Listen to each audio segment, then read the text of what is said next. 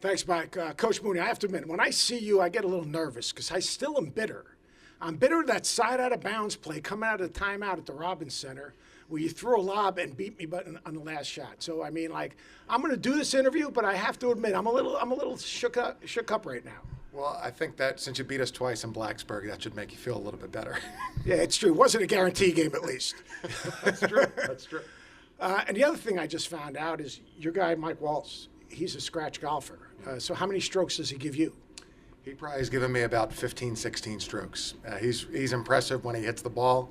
The ball explodes off of his driver, but he's also got a great touch around the green. Really impressive. That's bad scheduling, playing him. Yeah. Let's talk about your team. You go from the year before, you win the conference, obviously get some injuries, banged up a little bit. What's the difference in this team then compared to last year's team? I would say two things that we really wanted to address in recruiting and in the transfer portal were speed and sense for the game. You know, sense for the game for us is really, really at a premium, very important to us, the way we play. And then speed has always been something that we've probably been a faster team than most people would think, not quite as good of a shooting team than maybe a casual fan would think. So I think we tried to address those two things and did a good job of it.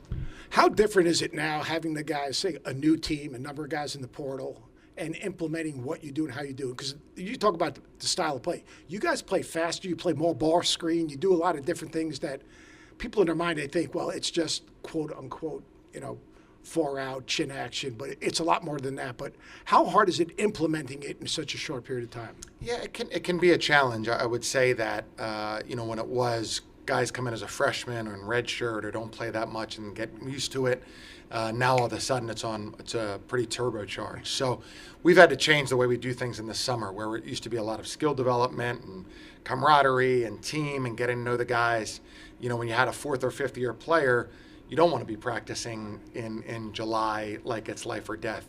But now I think we come into this summer and we look at our first game as in November. We say we're preparing for this in May and in June. And you have to do that to get everybody up to speed and also for your evaluation to see who can play together, how long it's going to take a guy to pick things up. So hopefully that change will show itself when we start playing here in November. And you tell me they're going to go 10 deep, the Spiders. 10 deep, a lot of new bodies, a lot of different guys that can score it. Have a great season, Coach. Thanks so much, Coach. All right, so Chris Mooney, and you know what? He's done an incredible job over the years, all these years, the 20-plus years he's been there. And sometimes it is like, I don't want to say feast or famine but it is. I mean, they've won the title, and then they have a bunch of injuries, and they're under 500. People are like, oh, what's the deal? It's not that easy. No. I mean, you know how this happens. Oh, absolutely. I mean, it's so tough because not only are you managing fouls, right? That's tough on your rotations because that's all about a feel. Like at this point, we want to have some great energy inserted, but you can't do it because they're in foul trouble. But when they're injured, wow, you're really stuck. And that's tough. And that's not indicative of what they're able to do. Yeah. Let's get back to Pittsburgh on the press conferences. Chris Mooney now for the Richmond Spiders. Celebrate the conference's 50th anniversary. Super amazing, and we really appreciate all the hospitality and the opportunity to be here and compete in the A10. In the back. Chris, just wanted to ask a bit about the three-point shooting. I know that was something that you thought was going to be good last year, didn't turn out that way. What are the signs for this year, you think, and just how important is that for you guys to have a turnaround season? Yeah, it's really, if you watch college basketball, obviously a three-point shot is just so important to everybody. Extremely talented teams, small teams, big teams. Last year we really thought it was a strength and kind of a strong quality and a lot of our players, and we just didn't shoot the ball very well in the games. So hopefully this year, what you can't control necessarily how many you make, but what you can control is taking the right ones, practicing a lot of the same shots that you're going to get, being confident in those shots because you've practiced so much. So, we're working very hard at it, and hopefully we'll have better results this year. In the front.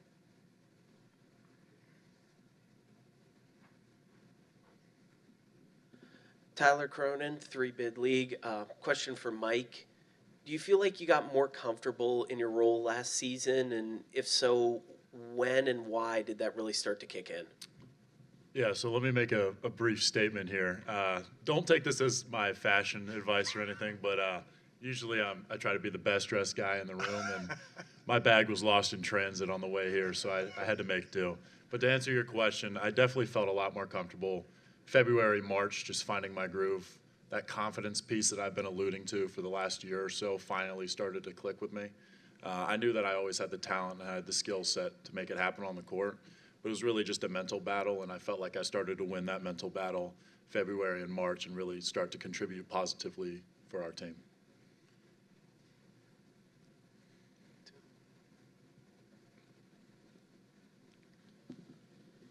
Matt Maderno, Mid-Major Madness. Just following on that for you, Mike, how do you think your role will change this year? Do we just think more of the same kind of things you did last year, more volume, things like that, or any new wrinkles you hear from the coaching staff on how you'll play?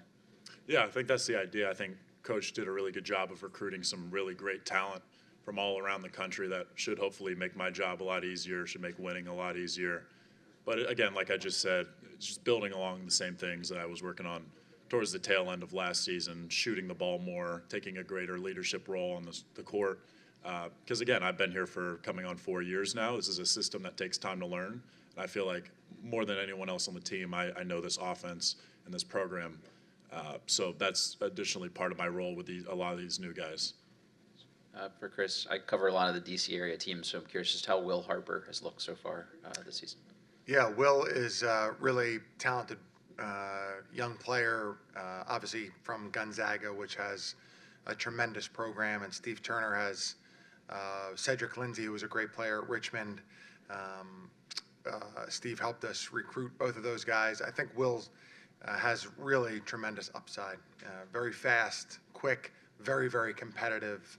Has the potential to be an elite defender as well. So we have high hopes for him. David Jablonski, Dayton Daily News. Chris, we're in a new era of paying athletes directly. How well positioned is Richmond in this new era? And now that it's here, does it feel different at all? It sure feels different, sure. Yeah, I think that I think Richmond's very well positioned in terms of the school has we have tremendous resources. We've had some incredibly successful philanthropic donors over the years, and basketball has always been very, very important as athletics as a whole. So I feel like we're well positioned. It's certainly such a new era, and it has changed so quickly. I think had higher education, a private school like Richmond, this would be more of a 10-year plan, whereas this has just changed almost overnight. So I think Mike is one of 2 4-year seniors in the Atlantic 10. That's probably a pretty telling stat about where we are. Whether that's good or bad is not for me to judge, but I think that hopefully that number will be higher as this becomes a little bit more of how we go about our business and longer term contracts and some guidelines for everyone. And Mike, I was going to ask about you being the rare 4th-year senior. What has kept you at Richmond? I mean, did you ever think about transferring? It was something I stewed over for a long time with friends, family, and frankly by myself. But at the end of the day, dollar signs is not a motivator for me. It's so easy to be infatuated with how much money you're signing a contract for. But when I signed in 2022, 2021, whatever it was never about the money. It was about the fit, the academics, the culture, the community, and who I could become as a person, as a leader, and as a man. And I felt like Coach Mooney and the staff and the program at large really has shaped me into who I am today, and I felt a duty of loyalty to come back here and not look elsewhere. Chris, Jaden Daughtry was a really efficient player at Indiana State. What sort of role do you envision him playing, and has that efficiency in your mind kind of translated since you guys started working out? Yes, I think Jaden Daughtry averaged 13 points in 19 minutes. And so first thing you say is, wow, that's amazing. And then second thing you say is, why did he only play 19 minutes, But yeah, Jaden is a unique player. He's a little bit of an undersized interior player, but he has very good ball handling skills, passing skills, a good sense. but he's really tough and rugged around the basket. He shot an extremely high field goal percentage. He draws a lot of contact and gets the free throw line very often. So I think for us, he's not as much of the prototypical Richmond player in terms of how he looks or what his skill set is. But similar to maybe to Nathan Kao, who he had years ago, he can really score inside and change the game in that way and get to the free throw line, which is something that we've had good years at that, but generally we haven't been quite as good as some of the other teams in our league. Mike, I know that you guys bring in A.J. Lopez and Will Johnston, a couple guys that can stretch the floor. Just what have you seen for how they're going to change your offenses of effectiveness this season, just with those abilities right there? I think exactly what you just said about stretching the floor. I think a huge part of my responsibility as a center at Richmond is distributing and making other people get shots, make them look better, and those two guys are proficient scorers of the basketball. And that really, again, takes a lot of pressure off of me, not only as a shot creator, but as a playmaker. So I'm super excited to see what those guys have to offer in our system. Tristan Freeman, Boston Brackets. Coach, towards the end of last year when Delonte Hunt went down with the injury, one player that stepped up was Mikal Tynes. How confident are you that he can continue that play to be in an all-league caliber guard this year? Mikal has really improved tremendously. He's worked very hard.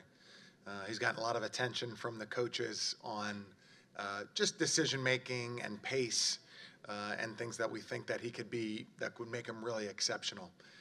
He's so physically gifted and so fast. Sometimes he can be sped up, and we've just really worked hard at him in terms of changing his pace, feeling the game a little bit, adding a little bit more of that nuance, and he's really improved tremendously. He's a tireless worker.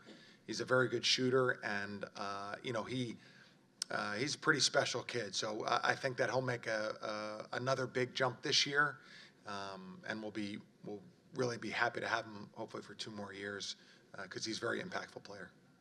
And just looking back in the last decade at Richmond, you've had a certain archetype of big men like Neil Quinn, T.J. Klein, Grant Golden, and now Mike Walsh is a very skilled big man. What is it about that archetype that you've always preferred compared to more traditional rim running, shot blocking, rebounder defense type? Yeah, great question. Well, I feel like for us, we're trying to play always with 5 guys who can do a lot of things. We're versatile, and that includes passing and ball handling. We've really had some really exceptional players.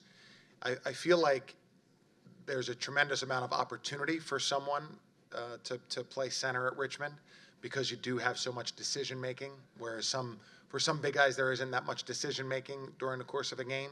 But for Richmond, there's decision making on pretty much every possession. But then an awful lot of responsibility comes from that. When we've had young guys who are playing and struggle, and I'll complain to my staff and they say, well, look how much we're asking him to do and realize. And so it takes some time to develop not just their skill set, but also your sense of responsibility and be willing to do those things. So I would say it goes back to we want to have 5 guys who can do a little bit of everything and be versatile, and it's really stood out with the centers that we've had over the years who have been so good. All right, that's it, Coach. We're all finished. Great, thank you guys. very much. Thank you. Appreciate it. Enjoy the rest of the day, Mike. Couldn't wait to get back on here just to say mad respect to Mike Walls. And I'm taking that clip, and I'm just going to clip it. I'm throwing that all over social media when this day is done. Same. Never been about the money. It's about the fit. It's about the culture. It's about the academics. Yeah. How about that? Absolutely. I was clapping. Bravo, Mom Right. and Dad, for raising him that way to Right. not be distracted by the shiny penny.